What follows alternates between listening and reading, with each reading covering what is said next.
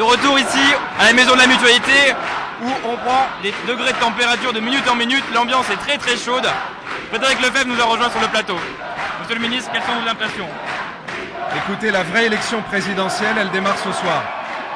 Le premier tour, ça a été 9 opposants contre Nicolas Sarkozy, qui critiquait en permanence, qui ne proposait rien, qui esquivait le débat. Eh bien, là, on va ouvrir une nouvelle page. Et voyez-vous, ce qui compte, c'est que la France, elle a besoin d'un homme de son temps. Nicolas Sarkozy est dans son époque.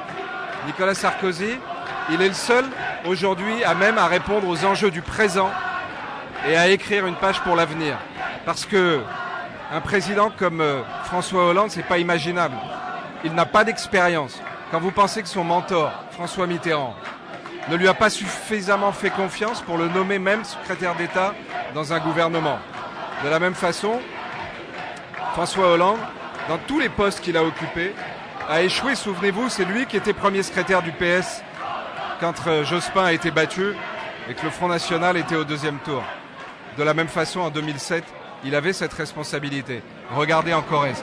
Vous savez, je crois que les Français, dans cette page nouvelle qui s'ouvre, 15 jours de campagne, ils vont avoir à se poser deux questions.